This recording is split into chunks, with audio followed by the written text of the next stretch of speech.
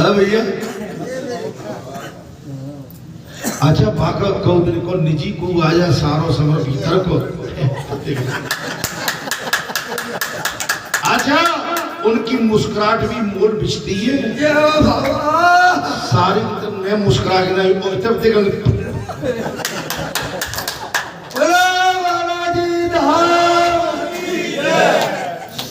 सारी की तरफ तो मुस्कुरा गए और जा पार्टी की तरफ भगवान भला करेगा सिया क्या भगवान शंकर तूने बड़बड़े जीत पैदा किए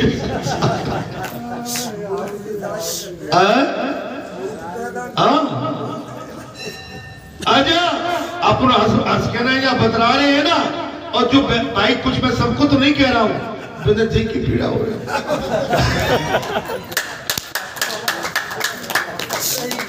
पीड़ा है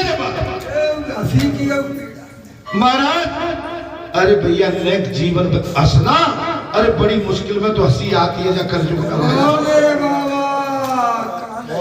हंसी है कहाँ।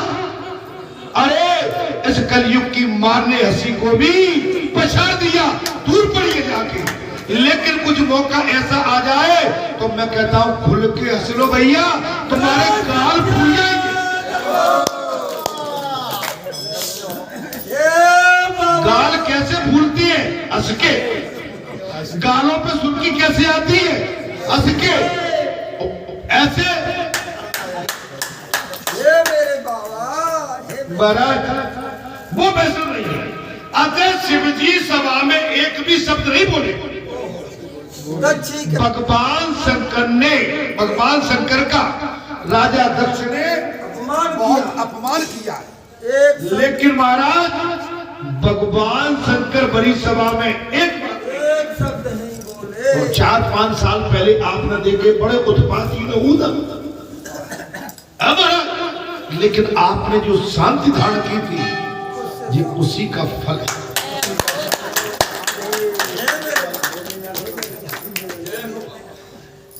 महाराज आजकल तो शादी ब्याह का मौका चल रहा दादी गाड़ी बारी खूब चलती होंगी नहीं। हाँ पौर पे चढ़ के समझी तेरी ऐसी समझी तेरी वैसी समझ ऐसी समझा ऐसा है। तेरो बाप लड़ाइया के मैयो तेरी लो खड़िया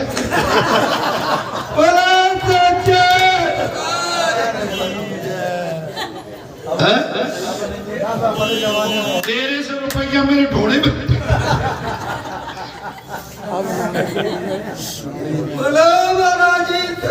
सब भूल गए कब बारात चढ़ गई कब क्या हो गई पता ही नहीं पड़ता। बारात भी वही है घर के वही बारात भी वही। अब पता नहीं पड़ रहा कि बाराती कौन है घराती कौन है। दोनों बाह में दोनों तरफ के घुसे हुए। महाराज पहले बारातें चढ़ती थी गांव में गाड़ी से। हमारी माता बहन बेटी अटरियों पे चढ़ के महाराज क्या भजन क्या कीर्तन क्या क्या क्या कहती थी चोनार क्या सब चला महाराज। वो वैसे नहीं है। शिवजी सभा में एक भी शब्द नहीं बोले। गाड़ी तो बहुत बड़ी लेकिन एक शब्द नहीं बोले। और सूत जी ने कहा बुजुर्ग जी सभा में नंदकेश्वर विराजित विराजमान थे। नंदेश्वर बैठे थे। नंदी भगवान क्रोध आ गया और उनसे ये सहा नहीं गया। शिव जी की निंदा नहीं से भगवान शंकर की निंदा कर रहा था दक्ष उनका ससुर। लेकिन वही नंदेश्वर बैठे थे उनसे सहा नहीं गया। उन्होंने दक्ष को 3 श्राप दिया। नंदेश्वर ने 3 श्राप दिया। जिस मुंह से तूने निंदा की है वो तेरा सर टूट जाएगा। ये तेरा मुंह रहेगा तेरा मुंह नहीं रहेगा। तेरे सर के बदले मैं बकरे का सर लगेगा।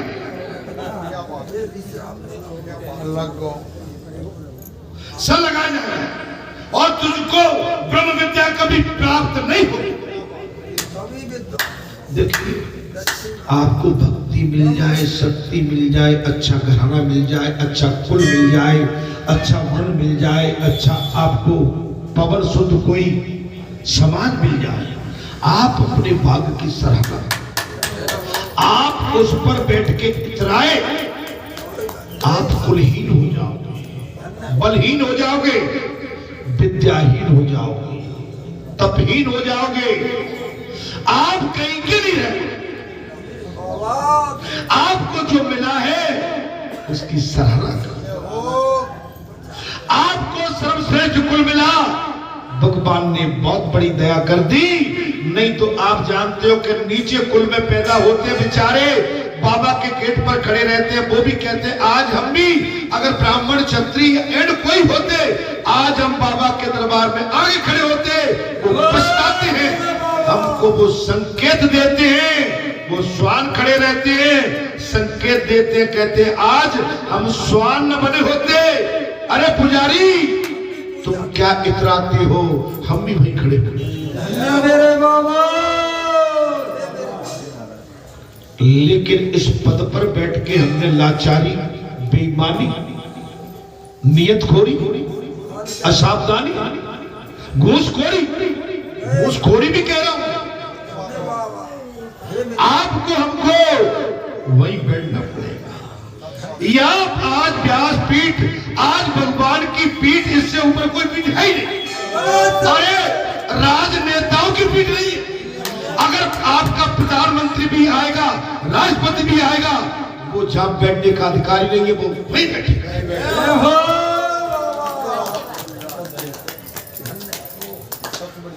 अब इससे बड़ी सर्वश्रेष्ठ पीठ मिलने के बाद अगर हम नादानी देते हैं, कोई संसारी हरकत देते हैं, कोई संसारी जहर बोते हैं, हम इस द्वारे पर खड़े बैठे बैठे इसलिए साहब परमात्मा ने जो दिया है, हमारी हस्ती हमारी औकात से ज्यादा इसे बचाओ, विनम्र रहिए, सेवा भावी रहिए, विनम्रता रखिए, सहजता सरलता रखिए, मधुरता रखिए और निंदा से बचिए।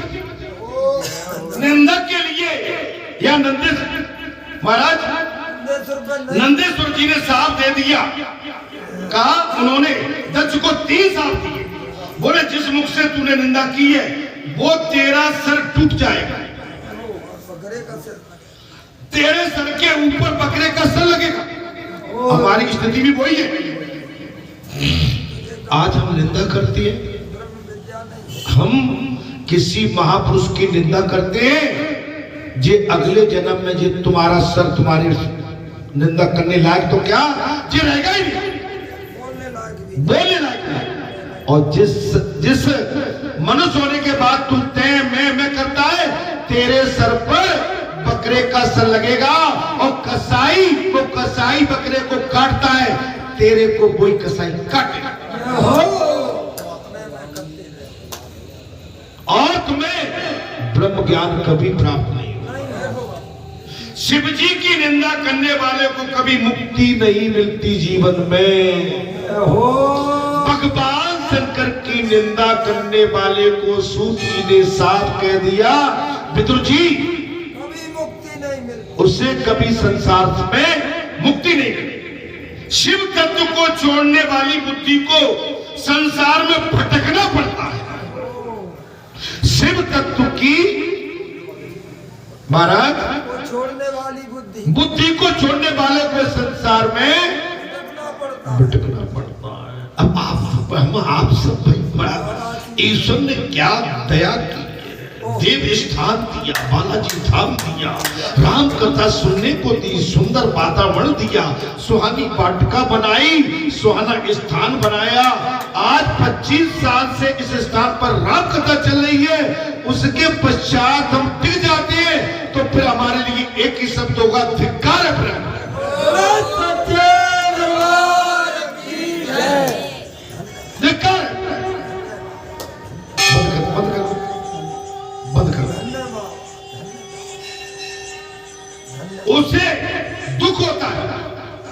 दुखी होता रहता। उससे क्या होता है? कुछ बात करें, दुखी होता, फिर दुखी होता और कभी शांति नहीं मिलती। वो क्या करता है महाराज? कभी उसे शांति संसार में उससे शांति फिर कभी कभी। अच्छा मैं तो ये देखता हूँ महाराज, बड़ा बोझ लिए घूम रहे हैं सबके साथ, पता नहीं दबे दबे से, न चेहरे पे किलकारियां हैं, न खुशहालियां हैं, न चेहरे पे दमक है, न चमक है, न रौनक है। अरे मेरे भाई ऐसे खेल भगत कट जाओ न जाने को। आज ये आपको हमको मौका मिला है, ये दोबारा नहीं आएगा। आज का ये क्षण, आज का ये मंगलवार, आज की ये कथा का ये पल आपके लिए दोबारा लौट के नहीं आएगा।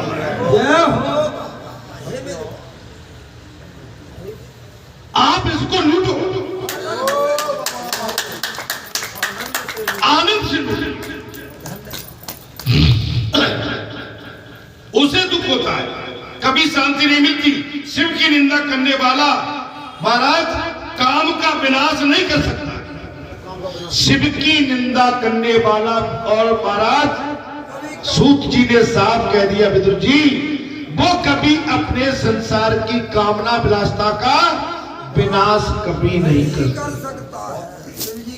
शिव जी की कृपा से होता है। ओम नमः शिवाय। भगवान शंकर साक्षात जगतपति, सती के साथ वही हो गया। सती भी नहीं मानी कि भैया अपने लिए नौता नहीं आया है, लेकिन सती ने कहा नहीं नहीं, अपनों के लिए नौता नहीं भी आए तो चले जाते। देखो सती हमारी बात मान जाओ। माँ देवी सती अपने पिता के जहां महोत्सव, यज्ञ का महोत्सव होने जा रहा है, देवरानियां अपने अपने विमानों पर बैठ के आकाश मार्ग से जा रही हैं, और सती ने पूछ लिया भगवान शंकर से, ये देवरानियां कहां जा रही हैं? बोले तुम्हारे पिताश्री ने यज्ञ का आयोजन किया है। अच्छा, सती बड़ी प्रसन्न हुई, हमारे पिताश्री ने, तो बोले अपन नहीं चलेंगे।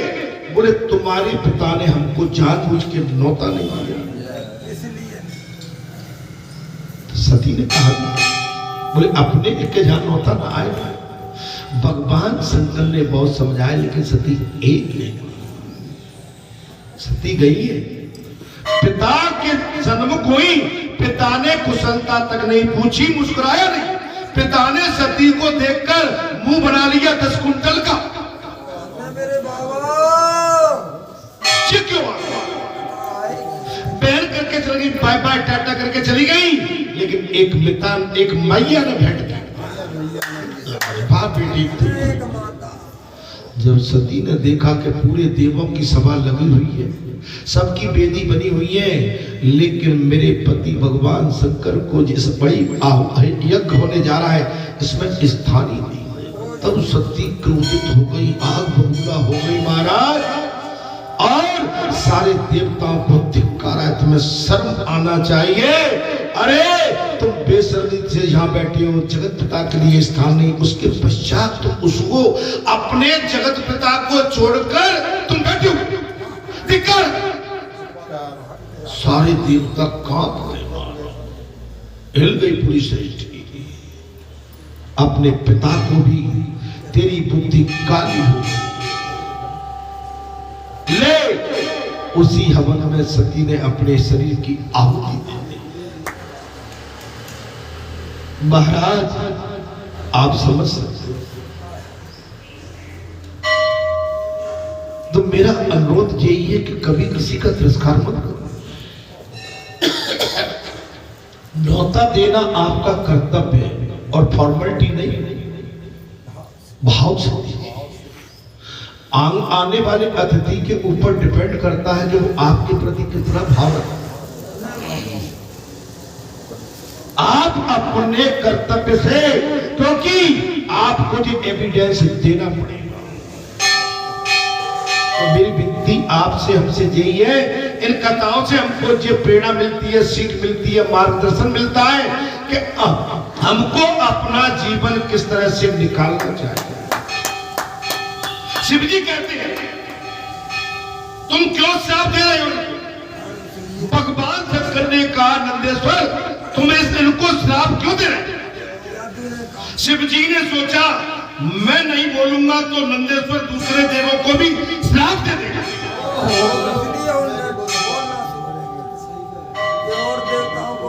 नंदेश्वर मैं नहीं बोलूंगा तो ये भी तुम इन्हें श्राप क्यों दे रहे हो? भगवान शंकर ने उसी पल सोचा यदि मैं आज नहीं बोला तो ये दूसरे देवताओं को श्राप दे देगा। तुरंत ही वे कैलाश पर आ गए। शिव जी भागे स्थान छोड़ दिया। शिव जी ने मन में कुछ नहीं रखा। एक बात ओगड़ होती है ना, नहीं लगते कहते हैं ना हो गई रात गई बात सवेरे फिर मिलेंगे। सच्चे दरबार। लेकिन सवेरे भी कोई मैल और कुंटा लेके उठे तो बेटा तुम तो एक अंदर से रात भरी, जबकि रात्रि शीतल होती है। कैसी होती है? ठंडी। लेकिन सूर्य उदय हो गया तो आपका टेम्परेचर 100 पर पहुंच जाएगा। आपका टेम्परेचर बढ़ जाएगा कि नहीं बढ़ेगा? एक तो अंदर से टेम्परेचर और ऊपर से सूर्य भगवान का टेम्परेचर। तो भाई 50% वो और ऊपर का 50% 100% और 100% में तो ज्वालामुखी फट जाए।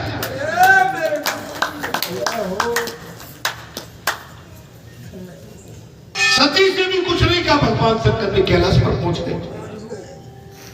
भूतकाल का जो विचार करता है उसे भूत ने खेल रखा है।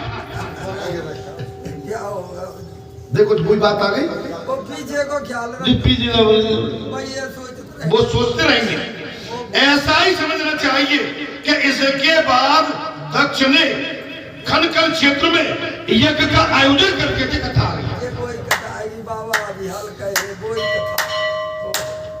इसके पश्चात कनखल में आकर राजा दक्ष ने कनखल में यज्ञ का आयोजन कर दिया और उसने ऐसा द्रोहार किया कि महाराज यज्ञ में विष्णु को तो पूजूंगा किंतु शिव जी की पूजा नहीं करूंगा।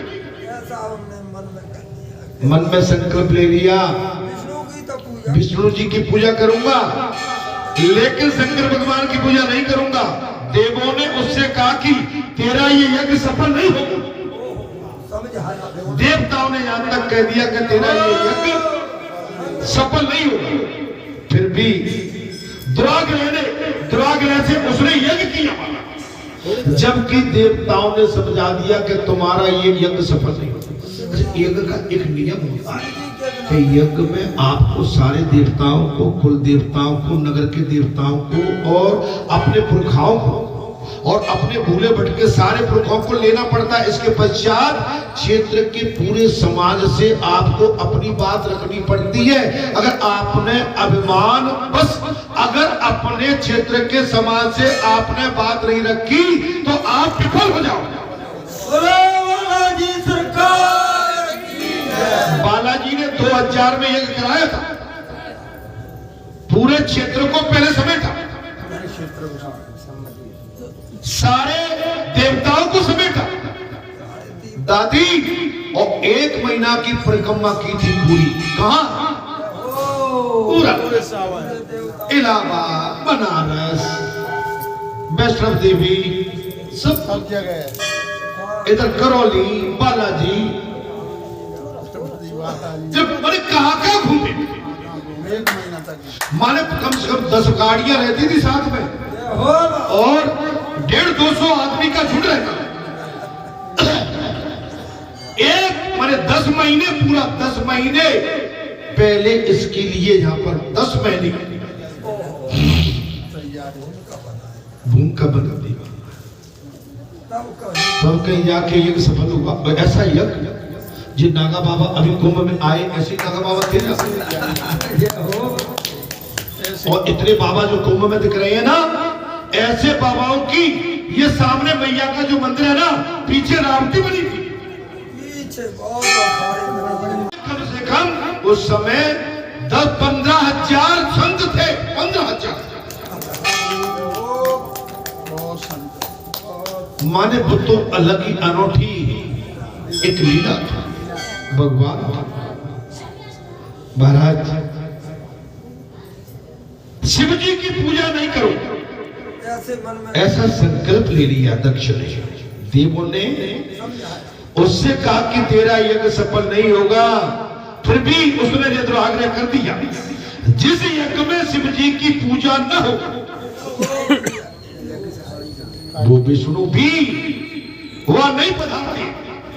वो भी नहीं। जब भगवान शंकर की जिस यज्ञ में पूजा न होती हो वहां विष्णु भगवान भी नहीं पधारते। ब्रह्मादिक भी यज्ञ में नहीं आएंगे, ब्रह्मा जी तक नहीं आएंगे। कुछ ऐसे देवता कलह देखने में आनंद आएगा वो आएंगे कि देखो जिनको झगड़े में मन लगता है।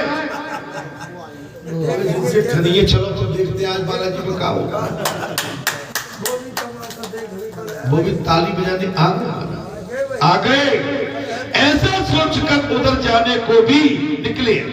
विमान में बैठकर देवता जा ही रहे थे, तभी इन विमानों को देखा और सती ने सोचा कि देव कन्या कितनी भाग्यशाली है, ये लोग कहाँ जा रहे हैं। वो हमने पहले कथा ये लाश पे और जा रहे विमान। ये देव का आकाश मार्ग की ओर से कैलाश पर्वत के महाराज देवरानियां अपने अपने विमानों में बैठकर उस यज्ञ में शामिल होने के लिए आ रहे हैं। एक देव कन्या ने कहा आपके पिता के यहाँ यज्ञ है। एक देव कन्या कह गई बोल देवी आपके पिता के यहाँ यज्ञ है, वो हम जा रहे हैं, क्या आपको मालूम नहीं है। आजकल शादी में हमेशा खूब हो रहा है। ये हो मेरे बाबा, घर में ब्याह में पता नहीं है हाँ? ये बाबा यज्ञ हो रहा है सब पता है, लेकिन महाराज बैर बस हम बिसराए। बैर बस यार वो समय बुलाए। क्या आपको आमंत्रण नहीं दिया गया। देव कन्या का देव कन्या के दक्ष ने द्वेष बुद्धि से शिव जी को आमंत्रित नहीं किया।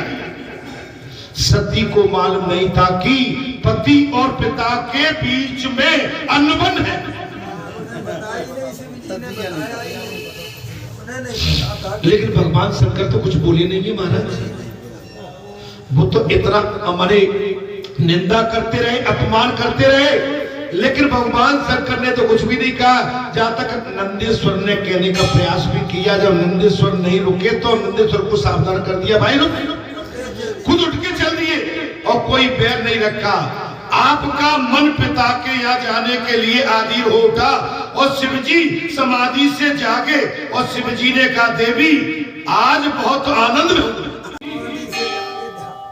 भगवान शंकर अपनी समाधि से जागे और पूछ लिया आज बड़ी आनंद देवी आज बहुत आनंद में हो। महाराज तब सती ने कहा आपके ससुर जी के यहाँ यज्ञ कर रहे मालूम कर लिया। हे बाबा स्वामी आपके ससुर जी यज्ञ कर रहे हैं। शंकर ने कहा देवी इस संसार में किसी के घर विवाह तो और किसी के घर मरण और संसार दुख से भरा हुआ है। महाराज सुख प्रद तो एक परमात्मा में है। हमें कहा कि ब्याह हो के कोई अभी हमने कहा कि आजकल ब्याह चल रहे हैं, यज्ञ चल रहे हैं, हमें क्या हमें कौन रब हुए हमें कहानी भाई। ये तो संसार की लीला भगवान शंकर ने साफ कह दिया। तेरे और मेरे पिता तो नारायण है ना। वो तो वैसे ही झूठे हैं संसारी। हमारे पिता बोले तेरे और मेरे पिता तो केवल नारायण है। वो तुम जिसको अपना पिता मान रही हो वो नहीं है। सती ने कहा महाराज आप कैसे निष्ठुर हो। हे मेरे बाबा कैसे निठुर बातें कर रहे हो। हमारी माताओं को मालूम पड़ जाए उनके मायके में ब्याह शादी है और उनको तुम थोड़ा रोकोगे समझाओगे तो कहेंगे तुम पागल हो गए हैं। तुम कैसे हो भाई। मेरे भाई के जहाँ मेरे घर में मेरे परिवार में लगन शादी हो रही है तुम मुझे जाने नहीं देते। तुम तो निठुर हो। सती ने साफ कह दिया, महाराज आप कैसे निष्ठुर हो, आपकी किसी भी संबंधी से मिलने की कभी इच्छा ही नहीं होती।